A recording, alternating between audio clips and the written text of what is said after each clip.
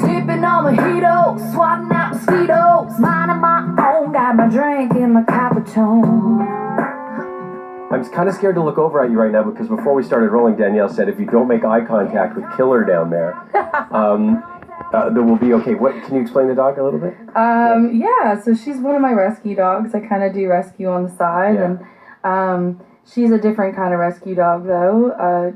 Tanya Tucker brings in a whole lot of dogs, Yeah. and this was one of her Chihuahuas, and she was on the road a lot, and I babysat her for a little while, and they kind of just said, she chose you, and she really wants you. This was Tanya Tucker's dog? This was Tanya Tucker's dog, yeah. Yeah. I remember, actually, I interviewed Tanya Tucker backstage at the Havelock Country Jamboree, maybe not last summer, but the summer before, and she had a couple of dogs with her. Oh, yeah. Yeah. Yeah, she does, and she picks them up on the road as she goes. And I think she gets a lot out of that as well, Mm-hmm. I don't know if it's quite the emotional support level, but yeah. I think she does. She gets a lot out of that stuff. Yeah, she's my emotional support. I did register her, and the thing is, sometimes I don't know who needs more emotional support. You were the dog? Yeah. Yeah. If you look at her ID, she's like just bug-eyed, like. I don't know which. She's right there. Yeah. What's her name? Brooklyn. Brooklyn. It's not Killer. Okay, it's Yeah, Brooklyn. Brooklyn. There you go. Right on the album cover with you. Inseparable, a dynamic duo.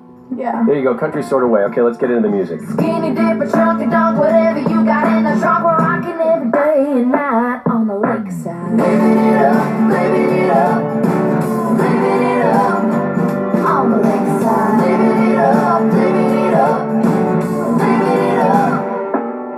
What does that mean, country sort of way?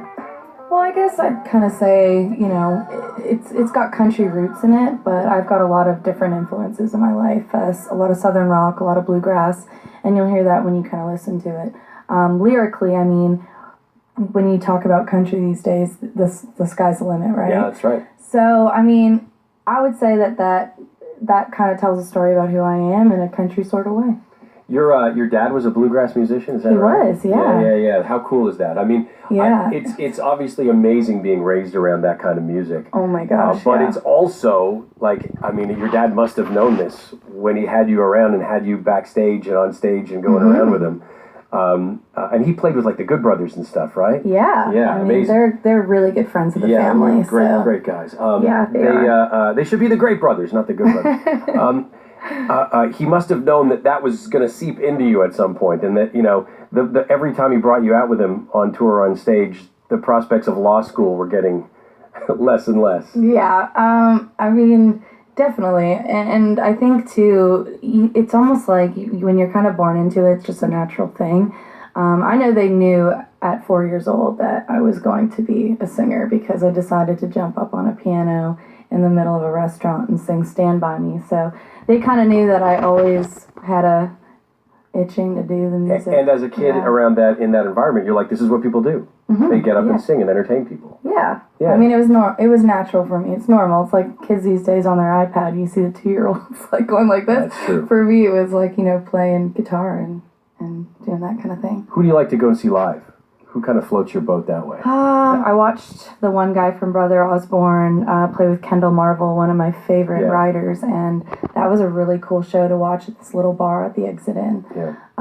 Vince Gill and the Time Jumpers, obviously, he's got, a heck of a band behind him. Yeah. And a lot of people don't know when they go into the Time Jumpers that, you're going to see Vince Gill. And I always send people there. I'm like, oh, you should go see the Time Jumpers on Monday. When he's got a break from touring with the Eagles. Yeah. Right? Yeah, that's crazy. Yeah, that's right. Okay, so those are the people that if you find out that they're playing in Nashville, which is where you live now. Yeah. If you find out that they're playing, you'll get up and you'll change plans and you'll do whatever to go and see these people live. Yeah. But I've been a huge fan of Aerosmith. I love watching. I just saw Steven Tyler do his own country thing at the Fontanelle in Nashville. Yeah, just recently, and it was unbelievable. He's such a rock star, and he owns the stage. And I think that is one thing that I've totally, as a kid, mimicked the way he moved on stage and stuff. Live performance is everything.